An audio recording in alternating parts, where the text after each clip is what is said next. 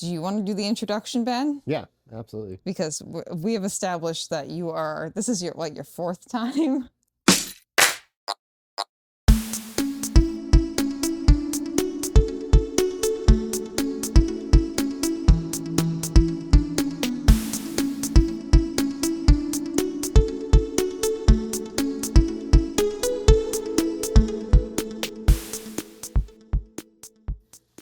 Hello and welcome back to the show.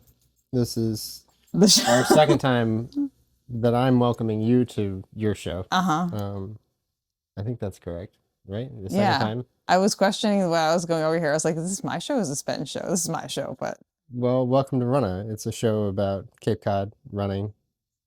Stuff. Still from your perspective. Mostly. Mostly.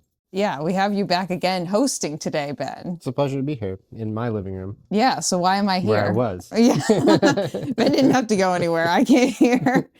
To be fair, I was the one who texted you yesterday. I was like, hey, do you want to interview me? And you were like, yeah, sure, let's do it tomorrow. I was like, great, cool. Yep. Let's do it sit tomorrow. on my own couch and drink my own coffee. And Julianna will come to talk me. about your race. Yeah, that's right. Well, Ben, why am I here? You're here because, I assume, we're here to talk about your recent race adventure. Yeah, it was a race adventure for sure. I'll let you steer the conversation, Ben. You're the interviewer. You have to ask me questions. All right. Well, we've been leading up to a race of about 50 miles, right? Yeah. This is the first 50 miler.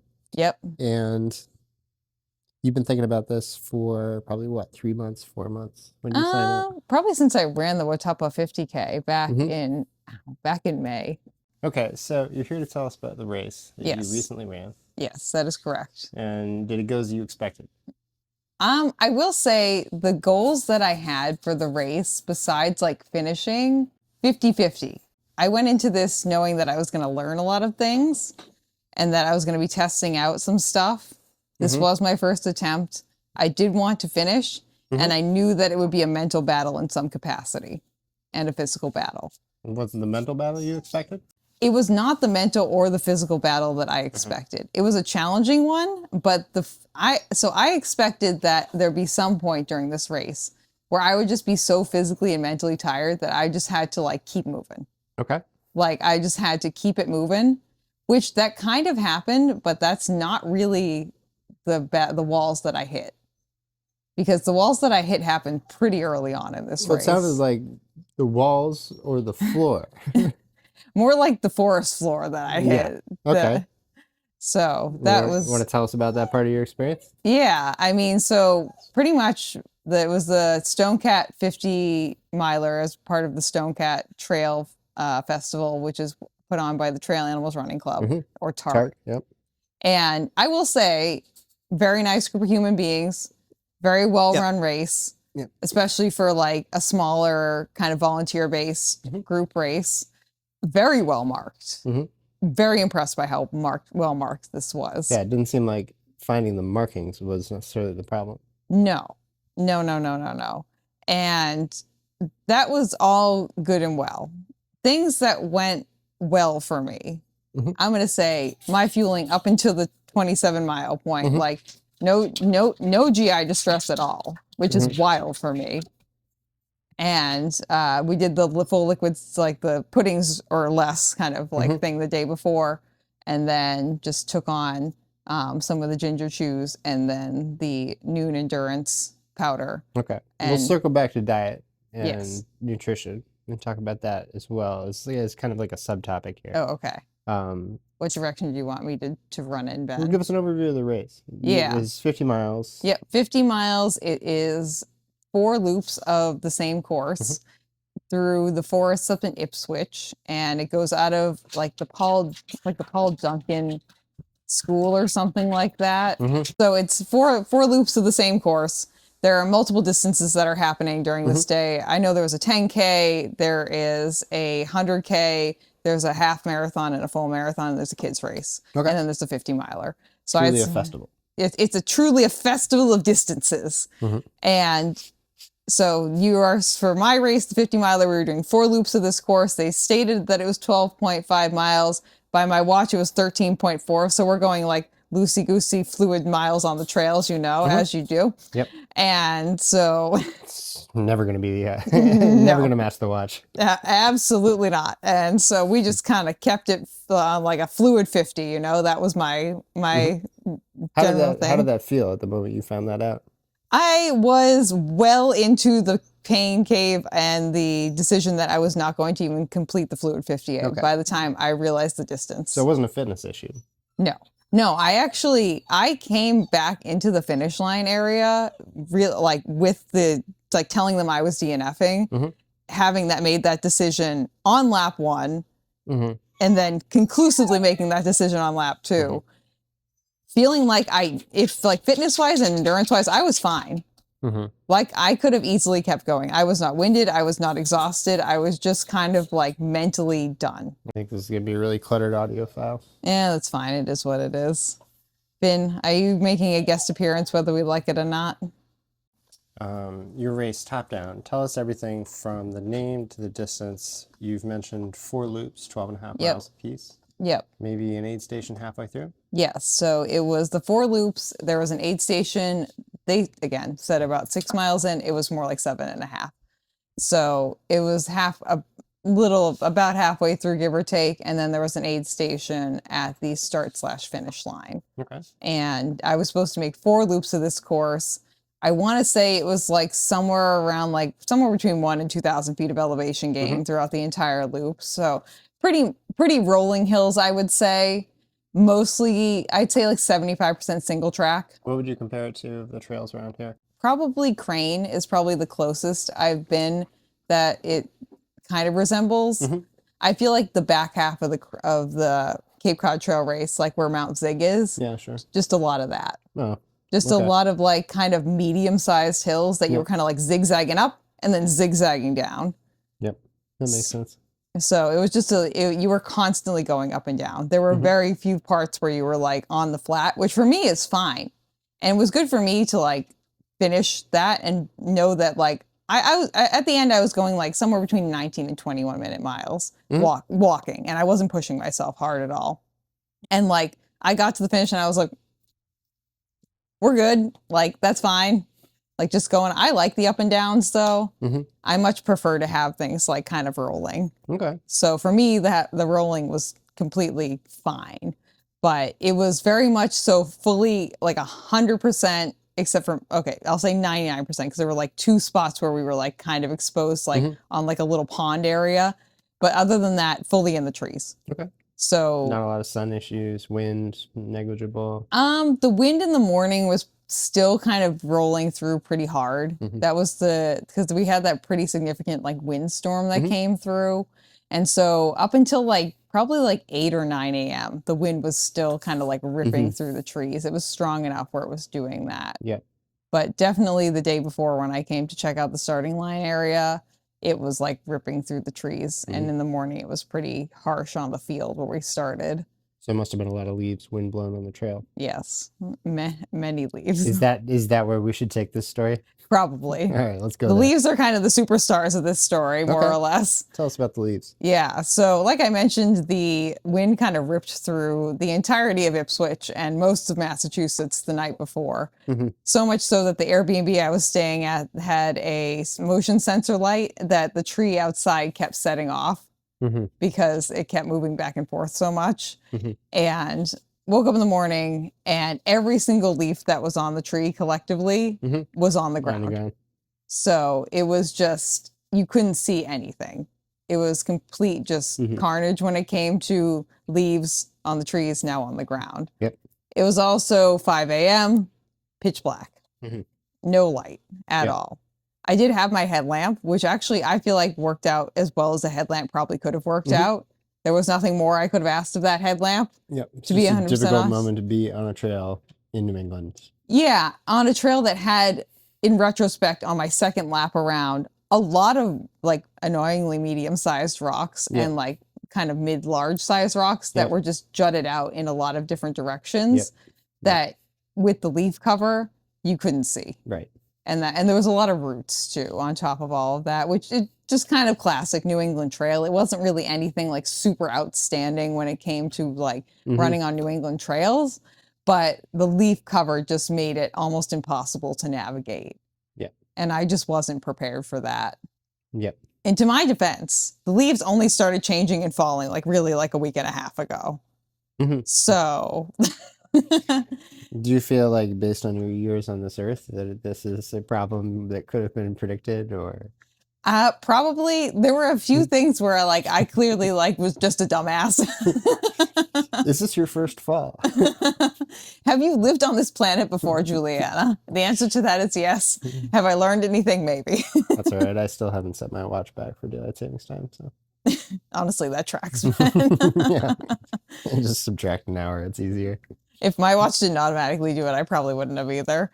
But yeah, so pretty much we towed the line in the pitch black, ready, standing in the middle of a field, kind of cross-country style, waiting to run off to the side of the field onto the trail.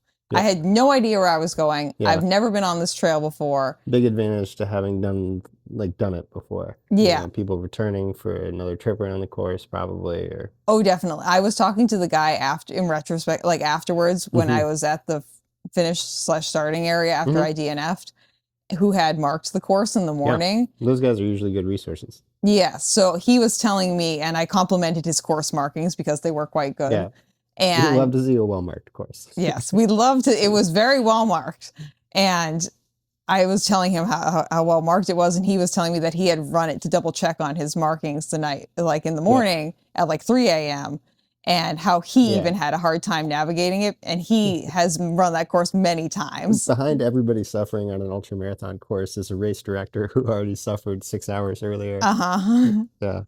Yeah. So that was kind of like the setting that we rolled up into. Many leaves on the ground, pitch black. Julianna standing there nervous. She's got her headlamp on, ready to head out onto a trail that she has no idea where she's going. No, it's always interesting when those forces collide, and those leaves on the trees are only shade. Like, you would have had a great time a week before, but because definitely. it was that week, that's totally an issue. And I went running the other night on pretty similar terrain, and first of all, almost died on the grass, before I ever got to the trail. Not like soccer field grass, but the next level. Yeah, with kind of harder patches of grass here and there, and little lumpies that you can kind of. I wouldn't even use the word undulations, somewhere less than that. Anyways, okay. I almost did a header.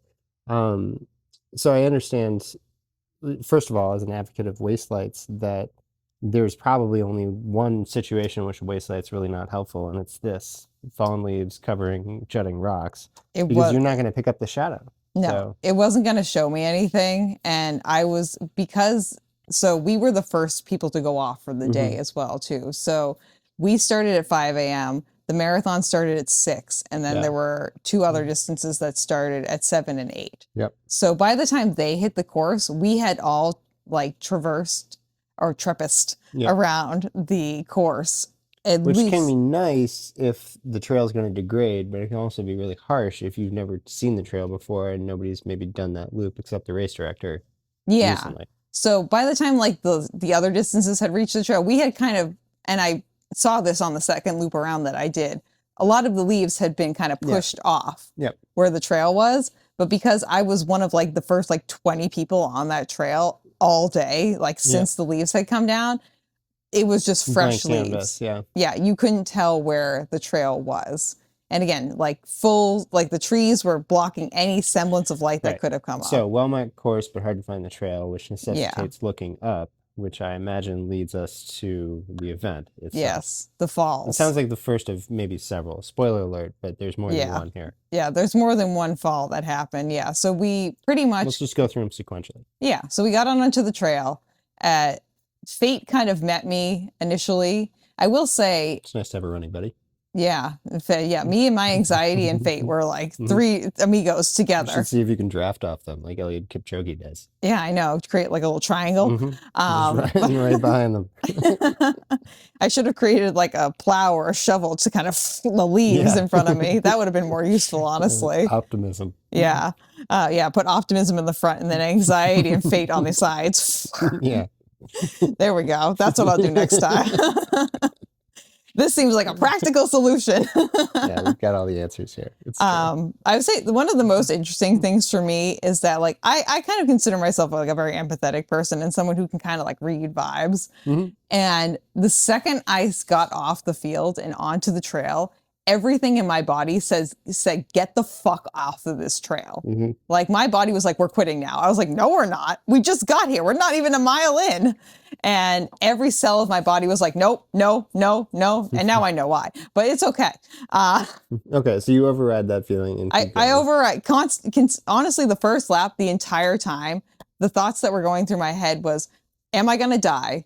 Am I alone here on this trail? The answer to that was mostly yes. Get the fuck off of this trail. And how the fuck does Ben do this at Jigger Johnson? I have no idea how he does this. Interestingly enough, I have some of the same thoughts. And the whole time I was like, am I just a freaking idiot? Like, what is wrong with me? Yeah, and just no, like, that mindset sounds familiar. I think anybody that ever run down the top of Osceola has thought about that going either direction. Yeah, I was just like, I mean, more kudos to you, Ben, because I was just like, how does he do this? Like in the middle of the night, and like, because I knew the sun was coming up. I knew the sun was coming up in less than like in about 2 to 2.5 hours. Yeah, but when the sun's on the way down, it's a long time. I don't know. I think time dilation is real. Like, Carlo Rovelli says that time moves more quickly on top of a mountain, which is an oversimplification of relativity, but essentially he's right. Like if you take a watch and you put it at the top of a mountain, you take another watch and you put it at the bottom, the time at the top will move more quickly. Synchronizing can be an issue. Okay. And that's always how I felt. Like it's irrelevant to talk about time in the mountains because time's already so elastic between the bottom and the top of the mountain before you even get to the experiential side of it. And somebody having those thoughts coming down one of those steep mountains, I think, is experiencing time pretty slowly, maybe. I feel like the 2.5 hours before the sun came up, I feel like it's just a fever dream, honestly, at this point. Sure. Like I'm thinking back to like what it felt like to be in those moments. And then like my second lap of the course, it feels like I was just in a time vacuum for like 2.5 hours, like a pitch black time vacuum. Yeah. And we were pretty much the same altitude we are now, but the other night running with Matt and Brendan, same thing. We did a half marathon, even by conservatively their watches, which measure much less mileage than my Apple iPhone does. But more on that later. But yeah, so got out on the course. Everything in my body is saying, get out of here. This is not the run for you. Yeah. I passed this guy around like mile 2, I want to say, who's like just a younger kid, already limping. He's fully already like rolled out his ankle. Like that's me meeting fate like early on in the race. And I think why you can't draft off fate. I think to myself, is this my fate right here? And I see this poor kid limping and I'm just like, oh no, that's not a good sign, Julianna. And so I get about, I want to say 4 miles in, and it's the kind of what we talked about earlier. It's that combination of having to like look up for the course markings, which they were those kind of those little strips that had the reflective square on. Okay. So when you threw your headlamp up, you could see if you were headed in the right direction or not, because a bunch of them would illuminate. They're still all flying in the wind because the wind is still going at this point. That's what I was going to ask, because that can also be difficult to see which way they are when they're flapping around. I will say it was nice because they put them so frequently that if they were less frequent, I wouldn't have known where I was going because they were flapping back and forth. But because if I threw my headlamp in one direction, I could see like a bunch of them going in one direction or another. So that was kind of how I was orienting myself. And this was also a trail where in the dark, it was not an intuitive trail because it was like going all over the place and like swirly whirling. And if you couldn't see more than like 200 feet away from you, you couldn't really tell like what direction it was going in. But in the light, it was really obvious because you could be like, oh yeah, there it is. It's going, but it would be like going like this, but you could see it like 1,000 feet out and you could see exactly where you were going once the light came up. Yeah. What is it? The rods and cones in your eye? Yeah. I mean, it totally changes how you perceive space in the hours between like, and there's even night with moonlight, night without moonlight, and then sunshine, shade, all these things can conspire. I think. So that was an interesting thing. But I hit around like somewhere around 4 miles. I just remember looking up because there was some kind of brush that was like above me. And just because it looked weird from my headlamp. And so I look up because I'm just like, what is that? And just miss my footing, hit my foot on a root or a rock or something, catch my toe and go sliding across some leaves. Pretty much inconsequential. I follow the classic Julianna way. We get elbow down, this hip on the ground. And I just kind of do like a nice little slide. Some softer ground, just kind of slide, more of a shock to my system. I think to myself, okay, good. We got because my goal for each loop was to do 1 fall per loop at a maximum. And I felt like that was a reasonable goal. I've really reduced my falling as of recently. I'd say like 1 fall a month is probably like average for me now, which I feel like is pretty average for trail running. Doesn't feel excessive to me. And then I was like, okay, hopefully that was my fall for the lap. Joke's on me, it was not. And I get back up, shock to my system, but I'm like, we're going to keep going. My senses are number 1. That's fall number 1. Pretty much inconsequential, just that like aftershock of like just taking. You're thinking about it now. Yeah, I'm thinking about it. I took the fall, and that's it. Right, Finn? Thank you, my friend. He's glad you're okay. Thank you so much for the moral support. Much appreciated. So we keep on moving. We go through this like weird ass little field that even in the light was like a weird ass little field. Yeah, sure. And I just got like this like really teal colored moss kind of everywhere. No idea where this came from, but maybe Alice in Wonderland, maybe my imagination, who knows. So we pass through that, and right past that, I fall again for the second time. This is like around like mile 6 or 7, almost right before we hit an aid station. And I just do another classic Julianna fall in a nice little skid. And I fall a little bit harder that time. Okay. But same direction, same hip. Yep, same hip, same way, just more of a shock to my system. Hi, Finn. And just kind of me being like, okay, well, let's not keep falling, Julianna. This is not a good move for us right now. This pattern. Yeah. And this whole time, I'm just kind of having a really hard time orienteering. And as you know, Ben, orienteering, not one of my strong suits. I'm not really great at it. I'm practicing. I'm trying to get better. I will say I have been getting better more recently. Hi, Finn. And I feel like I did okay given the circumstances. Like, I'm proud of myself for what I did. But like, in no way would anyone be like, wow, let's ask Julianna for directions. Like that. And I get that. That's always been my life. I've never been good at directions. So the fact that I was like, and this whole lap, except for like the very last bit, I was 100% on my own. Like, and again, never been on this trail before ever in my life. And so we fall the second time. I pass through the aid station. Everywhere, there's like 4 or 5 people there. I don't stop for anything. I'm still like fully loaded. I've got everything in my vest. I don't need any reloads at that point. I've really not been the best about taking on fluids the first like little bit because I've just been like falling. And so I passed through the aid station and I'm like, okay, Julianna, we really got to start taking on more fluids for the second lap of this because that's like just a visual reminder of that, which I will say I did a lot better on the second half. And I finished off my water bottles on the second half. So that was good. So we get past that. And then we get to more of the detrimental falls that start happening. Okay. So this is falls 3 through 5. 3 through 5 happen on the second loop of this course. And I will also note that up until this point, I've almost rolled my ankle out at least like 4 times. You're having all the problems with the small diagonal jutting rocks that dot every single trail in New England. Yes. I'm rolling ankles out. At this point, I've had like 3 or 4 like ankle rollouts where like I pretty much bounce back. My ankle, this is where like my weirdly stretchy tendons come into play as being like a beneficial thing because my ankle just goes out and then goes right back. And I'm just like, okay, we're fine. But one of those I was like, oh no, we're going to keep moving. I don't know what's going on with that. But I keep moving and it works itself out and we're mostly okay.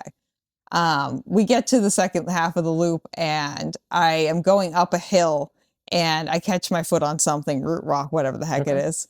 And this is when we have the first head slam into the ground. And I slam. At least it wasn't uphill.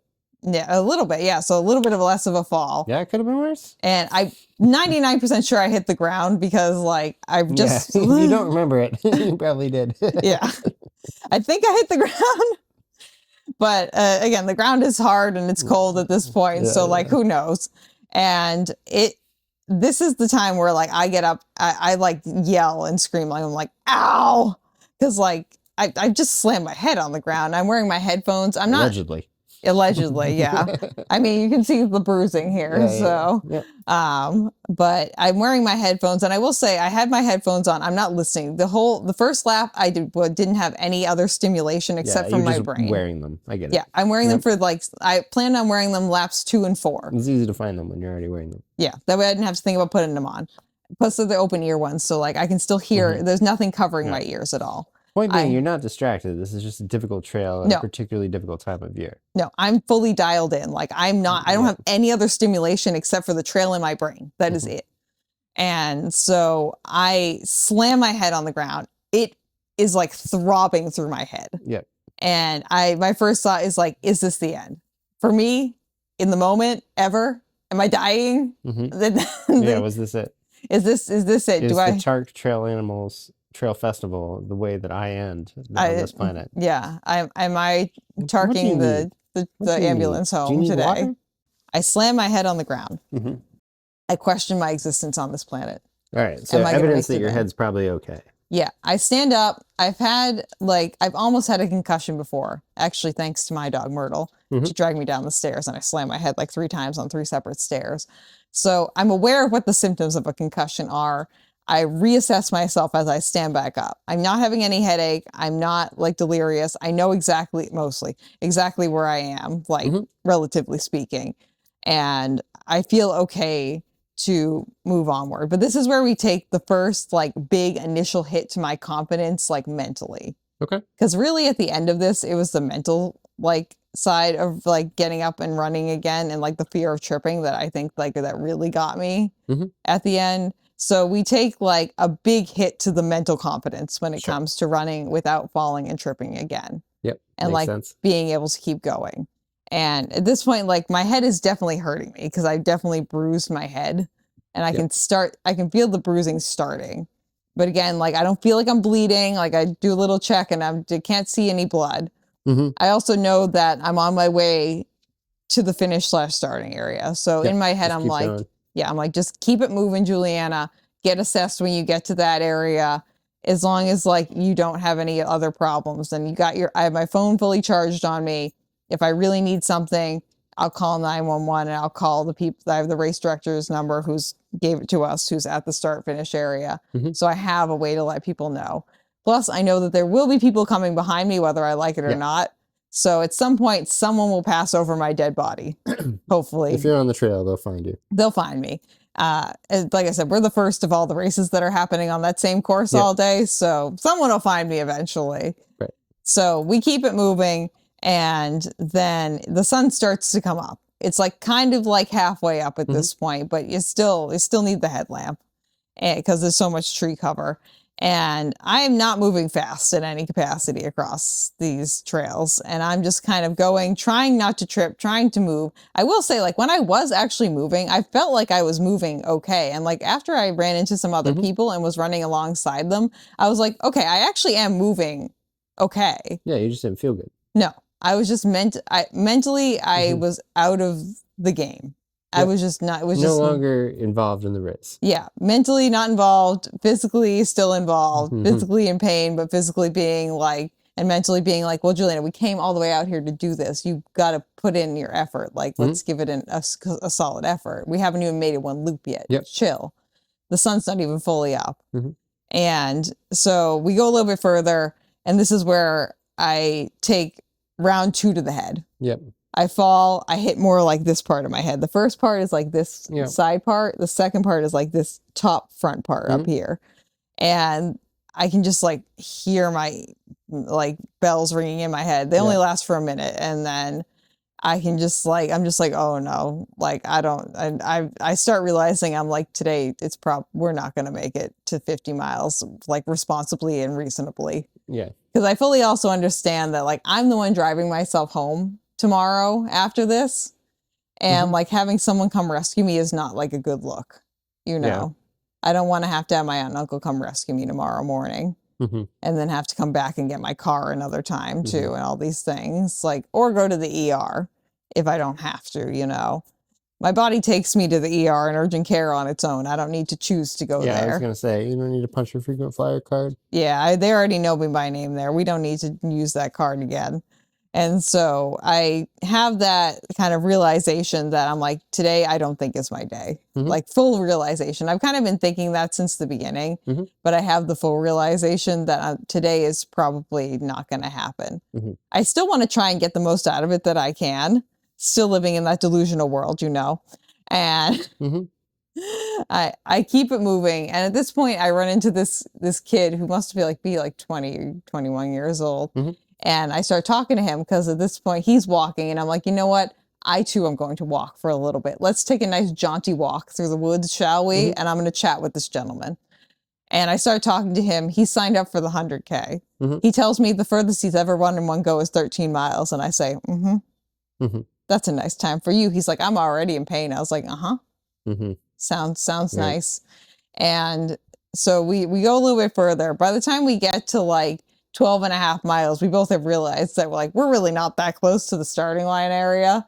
And I was like, you know what? I'm going to pick it up and I'm going to run a little bit. You know, I feel like I can run it in because my endurance at this point is fine. Right. It's my mental state that really has been shooketh. And so I run like probably like 100 feet and trip on a root. Yep. Slam my chest on the ground. This guy's behind me, like running to catch up to me because he's watching me eat shit like 100 feet in front of him.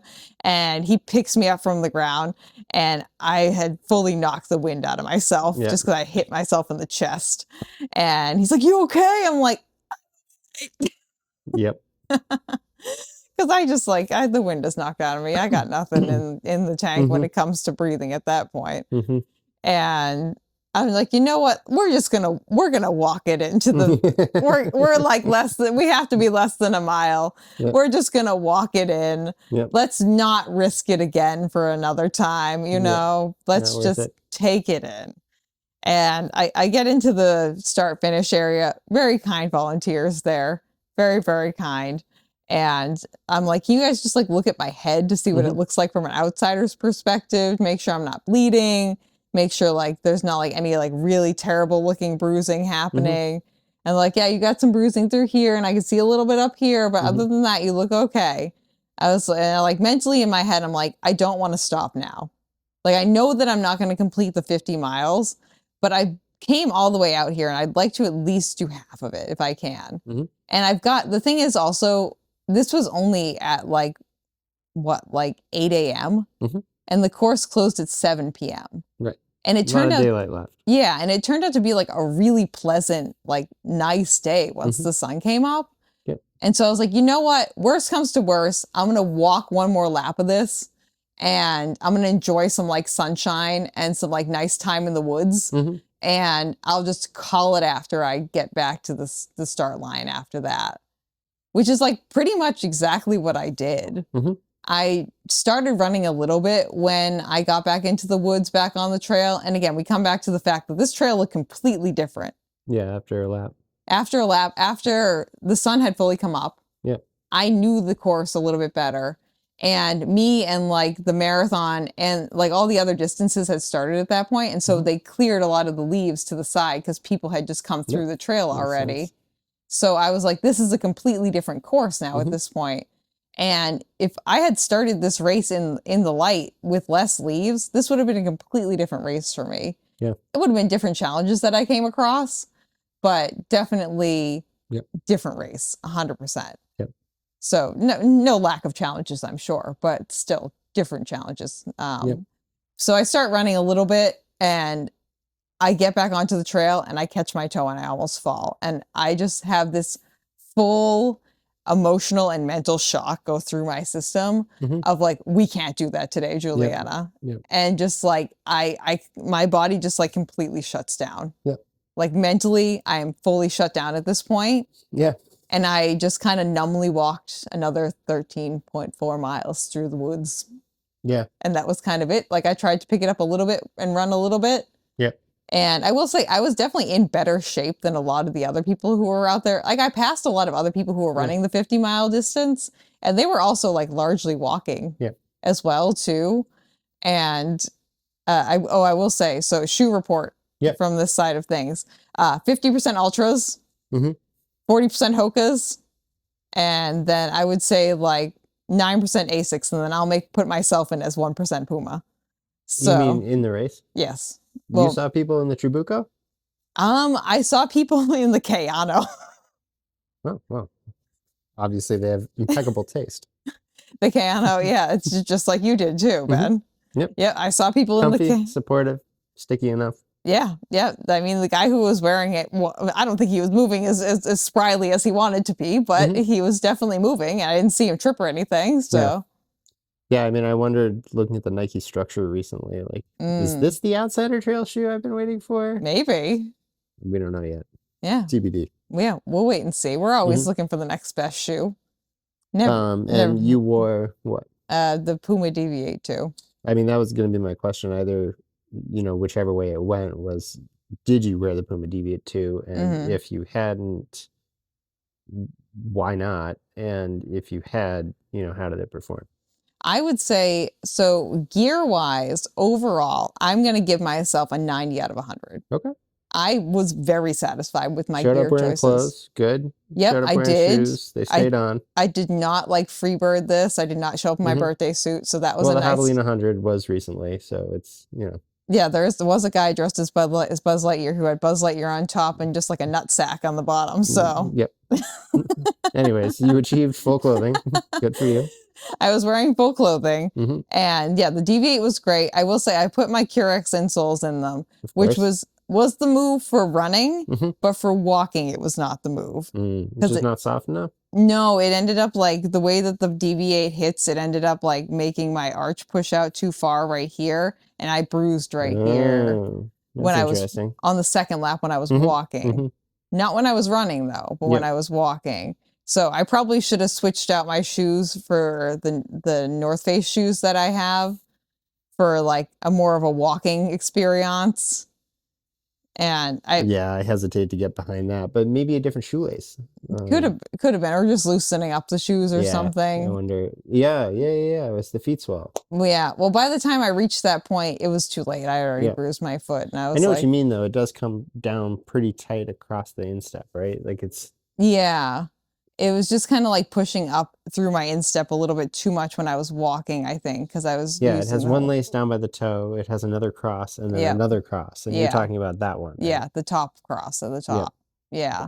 So I think for the second lap, I would have taken the Curex insoles out, which I had in my bag. I could have swapped them out for the Puma, the regular ones. I had them in my bag. I had the North Face shoes in my bag too.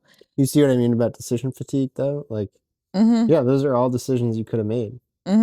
They were. I was like, the only piece of gear that I wish I had brought with me was the trekking poles. Yeah. I wanted the trekking poles for the walking lap that I did. Yeah, I think I would have moved faster if I had the trekking poles. No better way to get off a course safely than with 4 on the floor, 2 trekking poles, 2 feet. Yeah. Yeah, no, I don't know. I didn't run with trekking poles before this year, as you know. Those are for snowshoeing, the ones I lent to you. Yeah. And they're not something I ever ran with. But those would have been good for me, like walking the trails as I did. Yeah.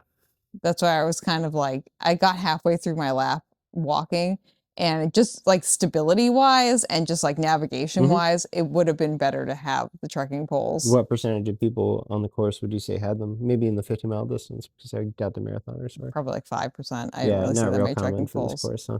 Yeah, no, it seemed like a lot of first timers, to be 100% honest. Sure, cheap race. Yeah, it was cheap.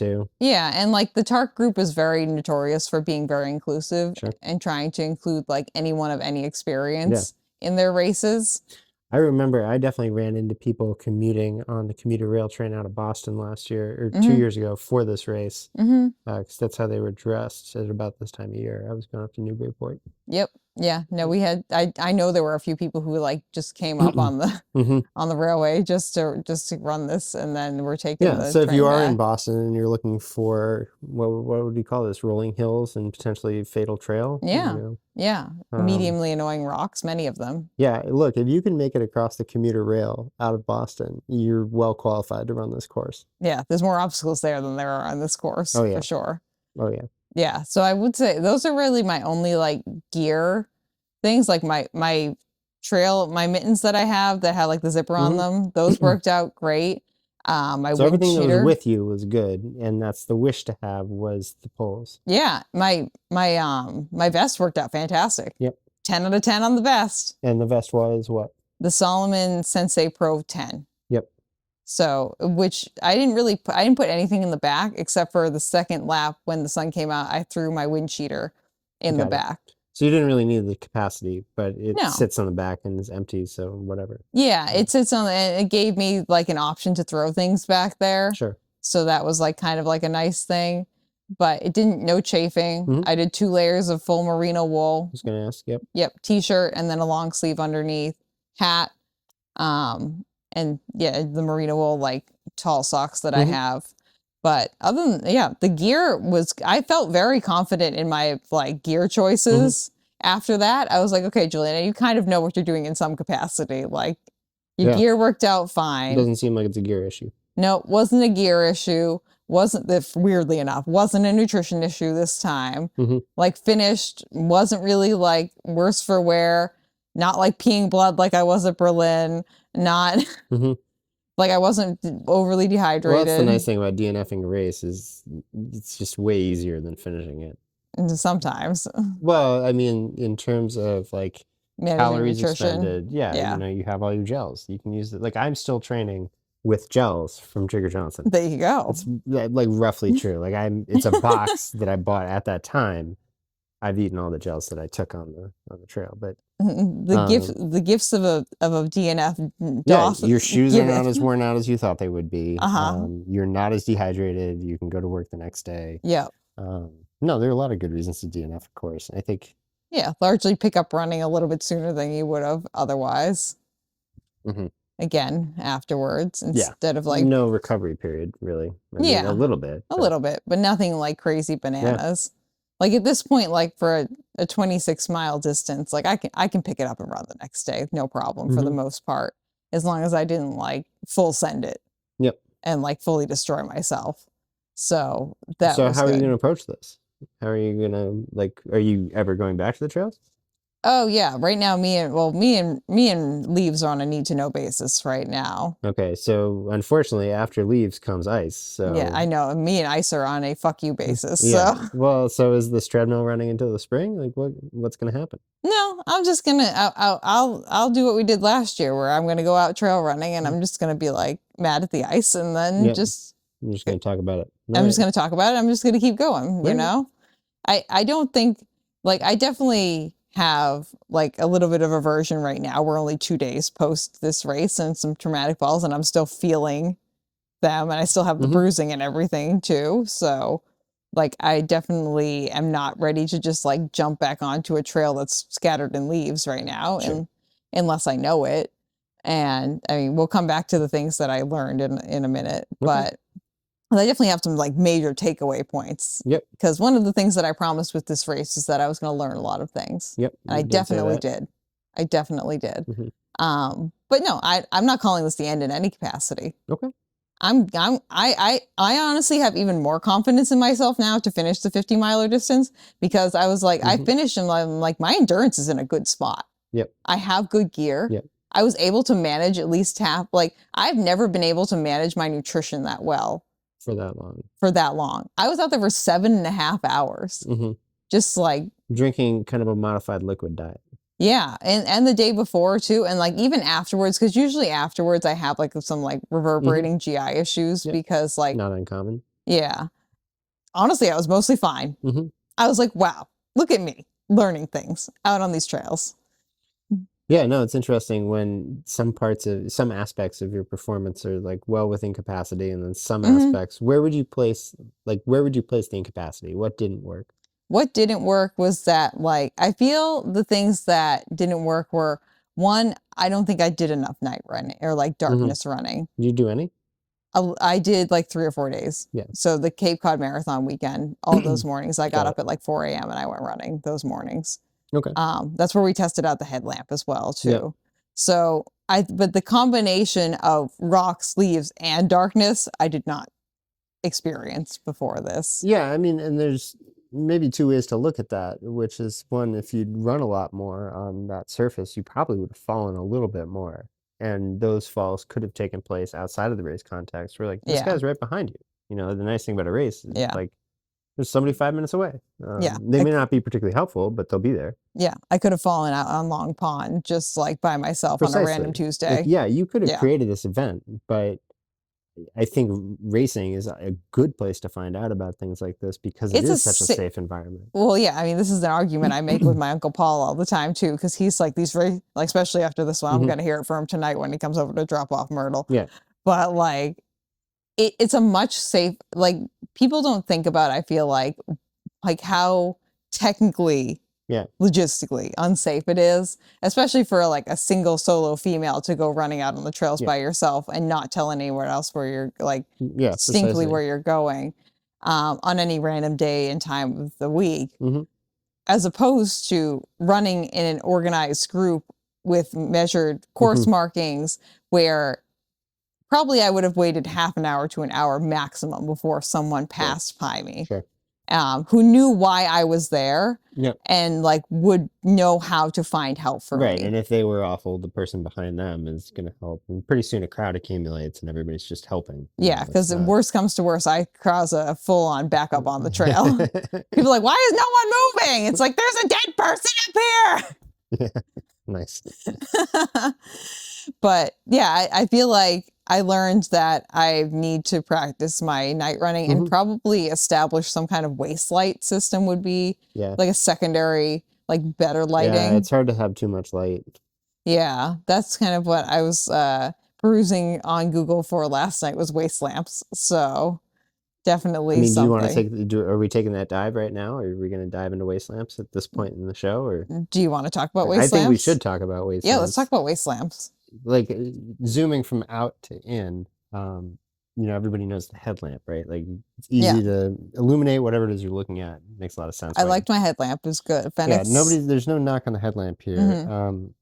I think there's a lot of benefit though to having a light at some off angle. And I used to run with flashlights so that I could shine them across the trail to generate shadows from the rocks.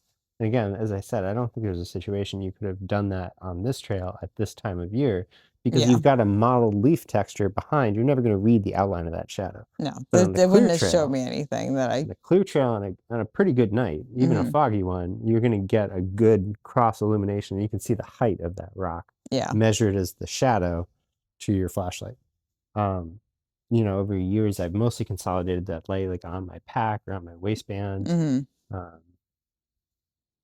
It's been nice in middle age to develop a little bit of a belly because it kind of angles the light down at the trail if you clip it to your waistband. So I'm enjoying that kind of honing aspect of my performance. But yeah, so waist lights, I think the one I saw used the other night on a similar trail was, but it didn't save him from falling, was the Ultraspire adjustable one. Oh yeah, you know what I'm talking about? Yeah, I was looking at that. Those ones I was looking at last night. Right, so you got that one, but like Brennan almost took the same amount of diggers I almost took. You know, and I had the little amphipod lights that I'd clip, kind of move them around depending on the night. Yeah.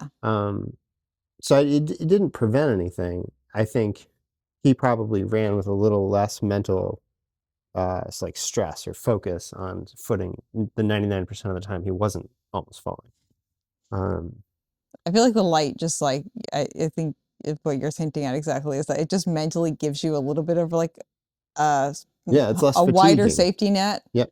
And a little bit less of just like, oh, okay, if I fall, it's on me. Or like I just have a little bit more of a life vest to fall on because I have, not metaphorically, not physically, if I have more light to show me where I'm eating shit. Right. And I guess I believe that more lights, like more angles is always better. Matt takes the opposite view, which is that having one very nice, very bright headlight is the best. And he uses one of those Black Diamond 1500s. Like, the really, it's like a car headlight. Yeah. And running next to him, I realize how dim my lighting is. But if I'm running alone, I guess I don't notice it. You know, I like that level of illumination. I also feel like bright lights, I'm more likely to interrupt my night vision than I would. And I'll use the red light a lot for like close navigation. Oh yeah. just to keep my eyes from adjusting to the light, because that I think is the worst. I don't know. We're getting off topic. Traffic. We're stuck in traffic. Off topic about waist We're lights. trafficking. So how do you Trafficking. like, given those three different approaches, right? Like the dispersed redundant lights. Like I'm using the consolidated waist light that's very bright. Yep. Matt's ultra headlamp, or I would add a fourth, which is one of those Kagawa strips. Oh, someone actually had one of those when I think those things are really nice. Yeah, she had it kind of like linked between here and here. Yep. That's exactly how I do it. Yep. I saw that. I was like, but that's the thing Ben was talking about. I've complimented people on the course when those go by. I'm like, that's a really good setup you've got there. That's a fun time. I have in the other room my kind of bootleg version of that. I wanted to see if I could adapt one of those ring lights. And just wear it as like either an adjustable arm kind of on the trail, or somehow like loop it through the so you're gonna be like the little Pixar guy who's like with the little like adjustable.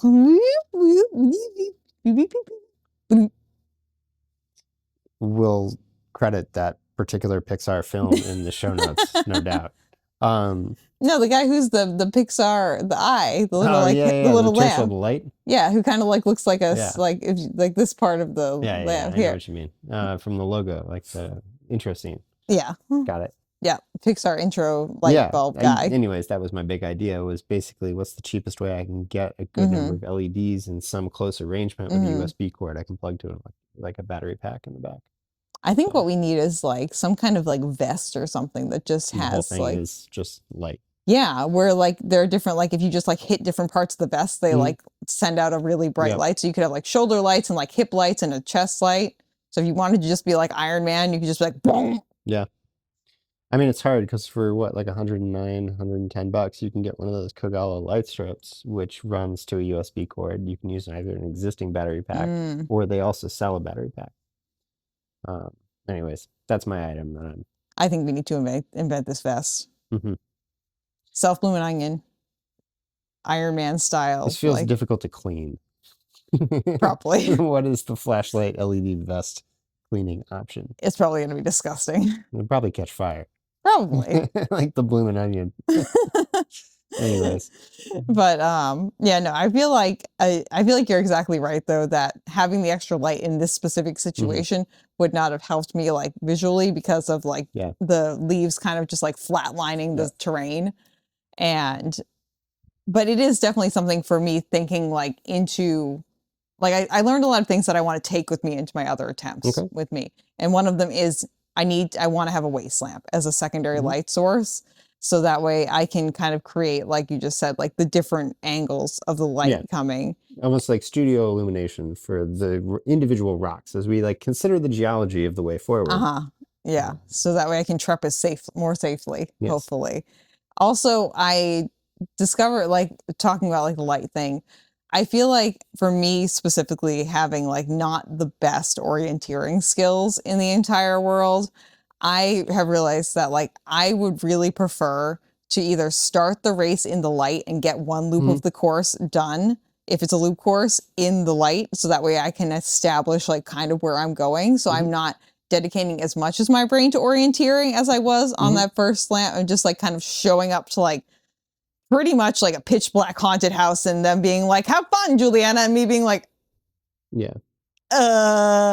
or like just having it all just be in the light. Or if it's a course that I know, then I feel like I'm able to take that on in the pitch black for the first loop of whatever it is. Yeah, Woods Hole and back, you'd probably be pretty good. I could do that with my eyes closed. Like, that's fine. Like, you could blindfold me and I could run surf drive and back, and like, you wouldn't even, I won't even need my eyeballs for that. But yeah, like a course that I have no idea what direction I'm headed in. Or even really what its character is. You know, you mentioned this undulating up, down, and around. It sounds familiar. I know what you're talking about. It sounds like the Appalachian Trail. Yeah. I mean, there was even one spot where even in the light, it looked like it should have been a switchback, but the direction we were going wasn't that. And so like I found myself going down and then being like, oh wait, no, the reflective doodads are in that direction, and having to like kind of go up over a little like hill, and then you could see where it went from there. So I think that those things I definitely learned. I'm just like, no, we either start in the light or it's a course that I know and I'll start in the pitch black. I need to like work on my orienteering skills, like we talked about, are not good. They're just, well, you're using the word orienteering, but I think what you mean is that you're maybe a little directionally challenged. I'm very directionally challenged, not a little bit, very. Because there are orienteering races, of which this carefully marked course was not one. Yeah, which I was thinking to myself, I was like, the Barkley marathons is like my absolute fucking nightmare. Like having to find my way. Only off trail. Yeah, only off trail. I mean, the thing is, like, if I didn't have to follow a specific trail. Yeah, if you could just go point to point. So yeah, that's why I distinguish it as like orienteering is a different beast, maybe an interesting one. Okay, so I would say trail following and directional following, Julianna is not good at. But if you give me that good like ADHD neurodivergent space to be like, okay, you just have to get to that spot, I could get to that spot. Yeah, your page number is 386. Yeah, and I could get there. You just need to arrive with 7 pages and whatever. Yeah, so maybe the Barkley marathons are for me. Who knows? That's what I'm hearing is it's right up your alley. Who knows? Those things were taking into consideration. And the other, like the big other thing about gear was that I would have wanted the trekking poles for the second half and to do a shoe swap. So that was something that I noted too. I'm trying to think of what other things did I learn that not everyone else would have gotten back up after taking 5 falls and just gone for a jaunty walk in the woods afterwards, just to say, like, I was even talking to our buddy Chris Risco, and Chris was like, yeah, after the first fall, I probably would have just like called it at the aid station. And I'm just like, well, I was already out there, so I might as well just finish it too, you know? Yeah. I feel like I put in a good effort, I feel like. Yeah, you don't seem worried. Yeah. And I definitely, like I said, I feel more confident in my ability to finish a 50 miler now, because my nutrition went well and I can expand, like I can just build off of that into the next realm, which is exactly what I did from the 50K into this one. I just built on what worked well for that and just kind of moved onward and like made the next evolution.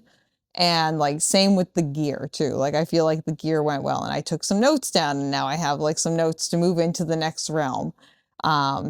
And just like taking what went well. My endurance was in a good spot. Like I definitely could have kept moving 100%. Like, was it a smart idea with like my head still throbbing and like all my other injuries starting to kind of like my muscles starting to fatigue and like my back pain to really start to like flare up when there was nothing else on the line? No, just take the DNF, Julianna. And like, I feel confident in like my mental resilience, you know, to just be like, okay, get back up, keep moving. You got this. We can do it. And just like getting out there and just like making my way through the course and just like being okay with like taking whatever time. I was like, in my head, I was like, any pace is a good pace. Any preventive fall is a good preventive fall. Just keep moving, okay? Just take it in. And there were multiple times on the second lap where I was just like, I'm done. And so I was just walking, like not like just walking, but I was walking. And then I just had the mental conversation with myself. It's like, well, what are you going to do after you're done with this, Julianna? I was like, nothing. So just keep moving, you dumbass.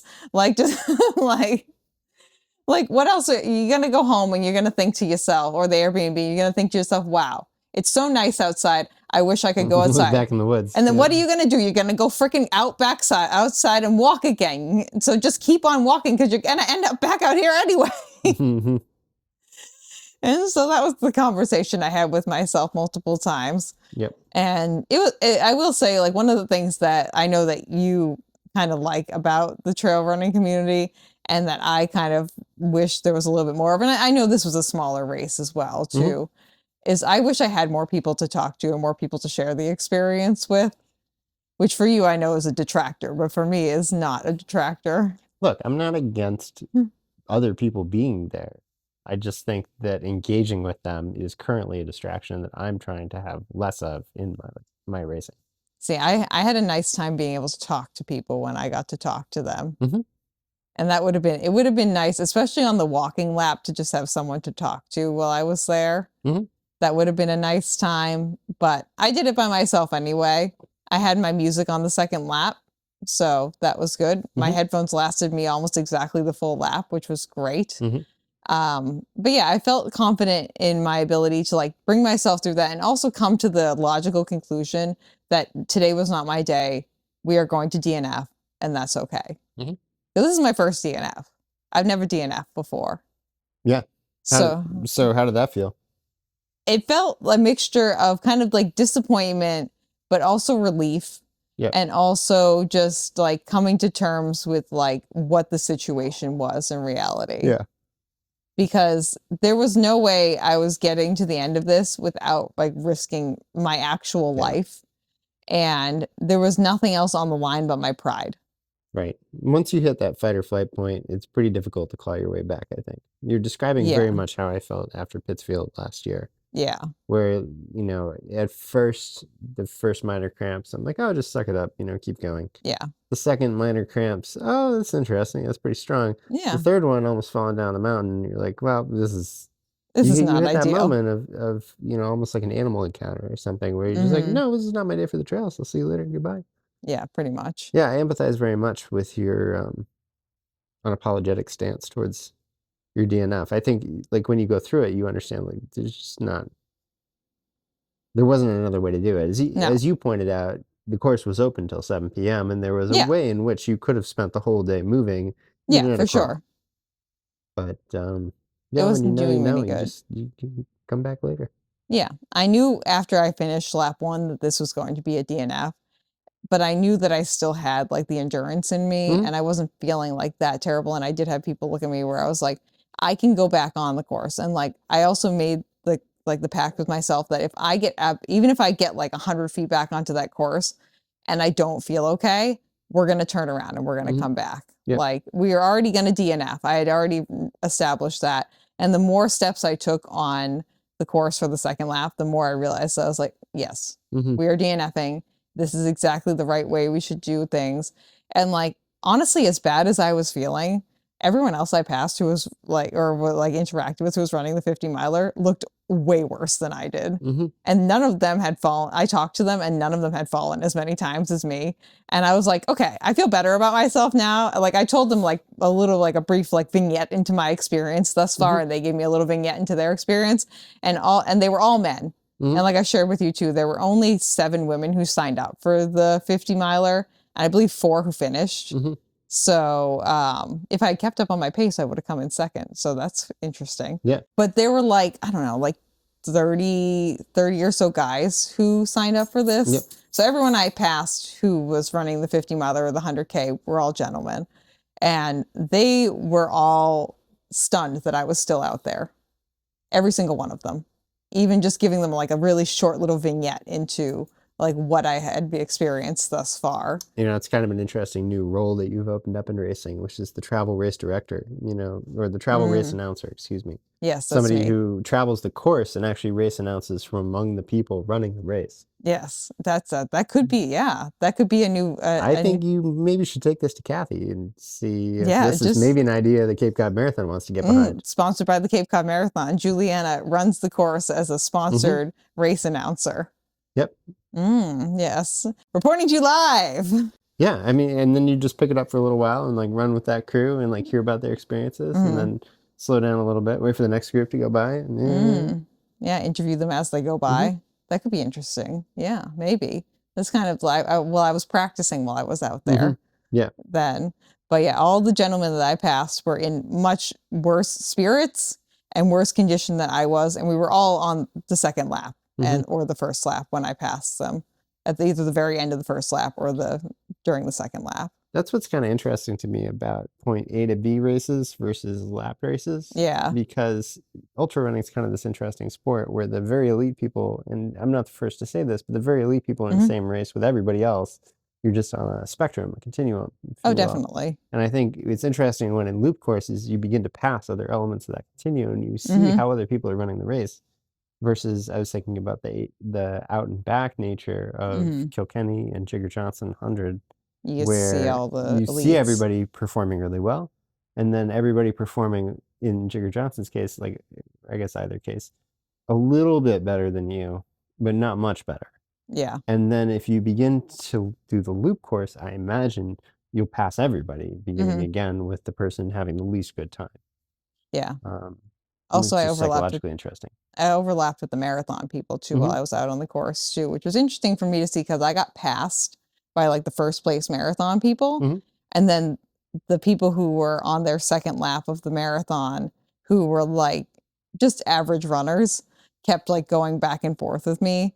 And to see people who had been out here less time, were moving a little bit faster than I was, kind of, at certain points, who were in much worse spirits and in worse shape than I was.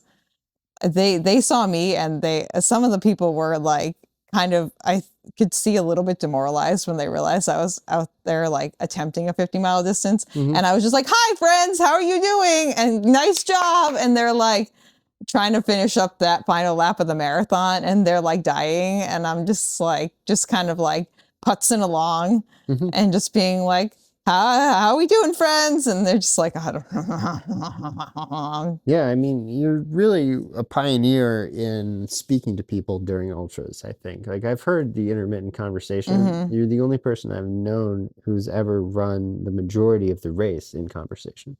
I would have run more in conversation if I had someone to run with. No, I don't think you've ever been the limiting factor on the conversation. I think it's simply finding partners to talk with along the course. Yeah, I will tell you, anyone that I passed who was not like just like speeding by me, like, which was mostly just like the first place marathon people, I engaged and tried to at least engage in conversation with them, just because one, it gets me out of my own head.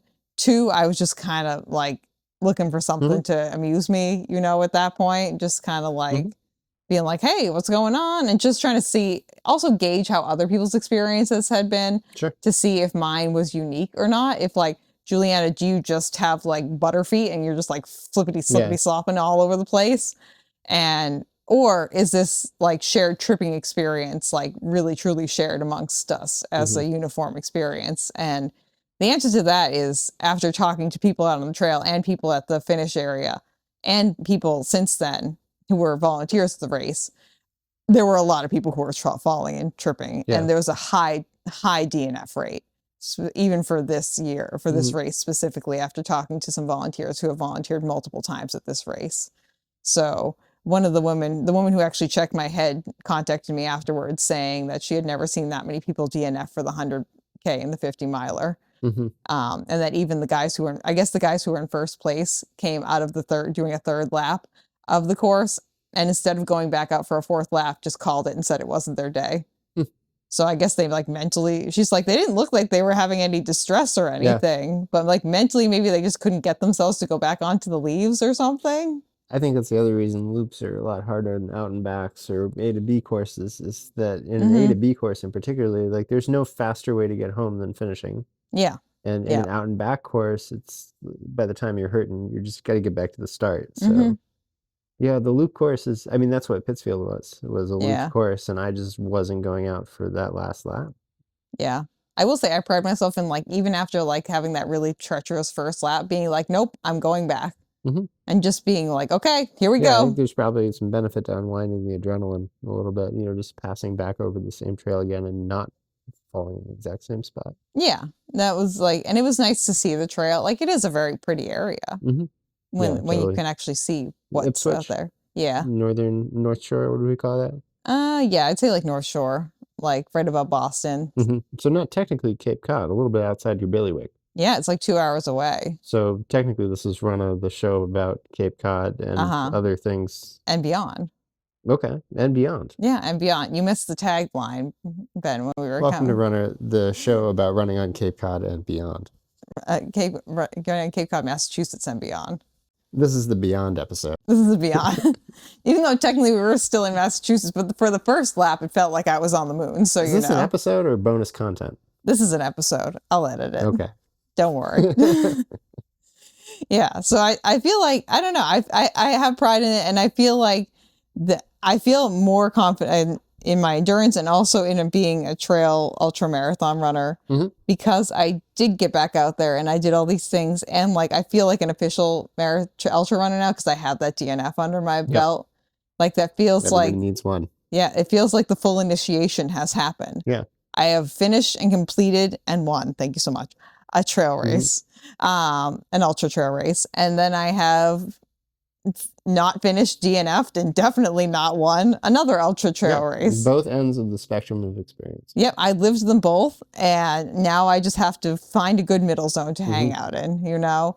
Something that is like playing to more of my strengths that I've already identified. So again, like starting in the light and or going on a trail that I know and like heading for that 50 mile distance, hopefully. That's kind of my goal. So you're going to approach this distance again? Yeah. Oh, definitely. Do you think you're going to try and do it in the same context, or are you going to shift a little bit and try and do it in a different way? I think I'm going to shift. I think we got to play more into my strengths. This race had a lot of my strengths like either dulled or I wasn't playing into them. Like I got to start in the light. We got to find a warmer time of year. I'm someone who thrives in the heat. I got to find a hot race that I can run where like the sun is up like most of the day. Okay. So I was looking at like the Anchor Down Ultra, which happens at night, but it starts at 7 p.m. There's also this Ocean State Ultra that I was looking at too. That's like starts at 9 a.m. That's in the middle of July. I was like, perfect. That sounds great. It's like along the beaches and stuff. It's like beachy trails kind of. And I was like, oh, this could be nice for us. So it sounds like you have about 6 months, 6 to 8 months to shift that focus. How are you going to change your training in the meantime? I'm not really sure quite yet. Just I need to work on my stability a little bit more. We're gonna go, I have some medical stuff that I gotta sort out too with like the hip dysplasia and all those things. So if I'm unlucky, well, I don't know if it's unlucky or not. There might be a surgery thrown in here. So that might derail things a little bit, hopefully just temporarily. Couple of hip replacements. Ugh, gosh, I hope not. The big surgery that if things are really wrong, it's called a POA surgery where they crack your whole bone and then they put it back together with screws, which is even worse than a hip replacement. So hopefully that would put me out completing a 50 miler probably like 2 or 3 years from now, honestly. Yep. Because the recovery period to where you start walking again is like almost a full year. Okay. Yeah. It's a long time. Yeah. Hopefully I just either don't need a surgery or need like the arthroscopic surgery where they just kind of like make your joint more rounded. Yeah. Which the recovery for that's like a month. Yep. So that still a long time. Still a long time, but it would put me in a more reasonable frame of reference getting back to this. But I mean, so you see this as potentially a biomechanical issue, not necessarily a skills or technique issue. I think it's a biomechanical issue. I also think it's like a balance issue too. I am going to the movement disorder clinic in Boston in January. So it'll be interesting to see what they say. Yeah. Because I definitely had a few moments on the trail where I was like, I feel like I'm losing control of my legs a little bit. And which could definitely be something. And we've talked about that before too. Like you and I, how I have like that weird spaghetti leg thing that happens. Where I just like can't control my leg and it just like goes out on us. So there's some kind of medical element happening here. But again, after I get all up in my head sometimes where I'm just like, it's just a you problem, Julianna. Like it's fully a you problem. But then again, after talking to the race volunteers and directors and also the other participants. Yeah, I think in this context, it's really hard to know. You know, if you were falling walking around your apartment, I'd put a lot more stock in the falling being. Yeah, or if it was like a fully flat, like easily visible course and I was just like falling left and right, that would be a different story. But this was a very fall heavy, both when it comes to the season and also the actions of the participants. You had a fall recently in Berlin as well, which was a pretty flat. Yeah, that was an interesting. I was thinking about that while I was running too. But I think the weird thing about that was that I fell, but then I also watched like 3 or 4 other runners around me fall. So something makes me think that was the texture of the road. Yeah. Like the road was just a really bizarre. Sticky or... Something was happening there because like I fell and then someone fell right in front of me, like independent of me. And then someone fell like a minute later, like right in front of me. And then I saw another person fall. So this like all in this one stretch of road. Yep. So to me, I was like, was it a me? That could partially be a me problem and partially not. But I was thinking about that. Yeah, it feels like chemicals or something on the road. Yeah, that one kind of felt like, initially it felt like, I was like, oh, I'm just losing control of my legs. And then I watched a bunch of other people fall into session on the same exact strip of road. And I was like, okay, that was just too weird. So whatever. Well, next question then. Would you ever consider running with a helmet? with a helmet. Probably not a bad idea, honestly. Small, lightweight, maybe a rock climbing helmet. Or... I could then mount some more lighting to my helmet too. That's an option. Yeah, I could do that. That's not a bad idea. Okay. I'm not opposed to this. I feel like I can do this, you know. I don't feel I don't feel great right now because my body has been through a lot of like just like shock and trauma. Jolts. Yeah, it's just like had a lot of things kind of like radiated through both sides of my shoulders because we hit it from this side first and then we came at it from this side and then also my head too. Yep. So luckily I have a massage with Robin on Wednesday, so that's good. I pre-planned that. Yep. So that's a good thing. But I don't feel deterred from doing this. That's awesome. I feel like I can do it. And I feel like also, again, this is the point we're coming back to, like, there need to be more women in like who are in like the ultra trail scene. And like, if I can be a small part of that and I like to say that I like to include people too. And if I can encourage other people by my presence to be part of it too, especially some like female oriented people, that would be a nice time. Because like I said, there was like only really like 7 ladies running the distance I was running. Yeah, and when you're so spread out, you're not going to really overlap with them. No, and I was able to connect with one of them afterwards on Facebook. But definitely, it would be nice to be able to just see more females in the space. You know. And I think after this, I'm like, Julianna, you are like a little bit of a badass. Look at you out here on these trails. And I was describing my experience to other people too. And they're like, I would have turned around like immediately. Like, what are you doing? Yeah, it's nice to have like you, Ben, as like my main training partner and one of my best friends too, you know. Nice. And just like know that you'd be like, it's okay, Julianna. And like that.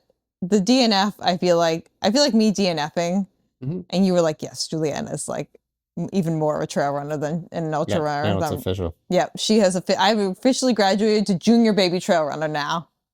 Well, to bring this full circle to our episode of several episodes ago, I think there was a question after you won Watauga 50K that I was salty about the experience. And if I were to revisit that, I would say this is why I was salty. Is that you didn't really get a chance to learn anything there. Like, it worked. No. Your shoes were good enough. Your fitness was good enough. You ran all the laps and never really got presented with the kind of challenge that you could grow from. All you were left with was a stump. Yeah, a very nice looking stump. It's a great stump, but it's all that you got. And I think, yeah, I've never learned more than from the catastrophic failures. Well, and this was the only promise I had going into this race, was that I was going to learn a lot of things, because I came to that realization too, both independently and like while we've been talking about it, that like I didn't have the space to, like, both from running that first lap with Andy, like pretty much running the second lap by myself and running the last 3 with you, to like really learn from the experience properly and have to troubleshoot everything on my own. Whereas I knew for a fact going into this race, I was going to learn things. Yeah, you were going to find the edge of it. Yep. What said things I was going to learn, I had no idea what they were going to be. And again, the challenges I thought I was going to hit were not the ones that I ended up hitting. And I think the theme of my racing this fall has been the things that you can control, Julianna. You've actually pretty much hit the nail on the head. Like I said, like 90% of my gear choices and like my nutrition stuff, like I was like spot on. All my controllables went like pretty much flawless. Everything else around me, no. Which was bigger in Berlin than it was here, but like just like more chaos, generally speaking, from like in a very big way. This was just trail chaos, which is a more understated, quiet chaos. Of falling and leaves and rocks. Yeah, I think around the time I was getting into trail running, I was working in agriculture, and this reminds me a lot of the experience of working in agriculture, is that you're constantly looking for the random event you didn't expect. You know, and case in point, when Nicole and I got married at that same farm, it was the temp pole coming loose. Like, it was the thing that we'd never expect that almost caused a huge problem for us. The sky going completely pitch black, and then the wind just... Yeah, we got a microburst that blew the temp pole out. And I'd been on that farm for months, working there, You'd and never had seen anything like that. no. I mean, Yeah. maybe the microburst, maybe the tent, but the microburst and the tent together, no. So I think like what it left me thinking was it's a practice of looking for the kind of tattered edges of whatever your strategy is. Yeah. Like if everything's going to work, the thing that, and there's an author named Nassim Nicholas Taleb who puts this really well. Like it's always going to be the unexpected that's truly catastrophic. Like the little events, the little things, the like nags that accumulate around the body, chafing here, whatever, something making a weird noise in your pack. The things you expect don't really make that much of a dent, but the things that you don't expect that come out of the blue, those are really tough. He wrote this book called The Black Swan that I think about a lot in these situations of uncertainty, because it's how do I eliminate and ultimately profit from the instability. His later work is all about how to profit from that instability, which is inherent to life. But definitely that first book is about, like, how do you go about exploring the unknown? You don't know that you're going to fall. What are you going to do? Put leaves on the trail and then run around it at a different time of year? No, like, and you can't run that trail every day to know that that'd be a problem. Like if you'd gone a week before to scope it out, if you'd gone the day before. If I had gone like 48 hours beforehand, it would have been a completely different scenario. Yeah, and I think what tolerating the DNF allows you to do is to bring that experience of racing inside the learning envelope, where you're going to say, okay, all of these runs actually are on a continuum together. I'm going to learn little bits from all the little things that come up. But the reason I carry a pack is the time I almost died on the Appalachian Trail in the winter. The reason I wear wool is the same time. The reason I carry water is every time I ever went running in Arizona. The reason I eat well is Pittsfield. The reason I'm worried about magnesium to sleep is because of Pittsfield.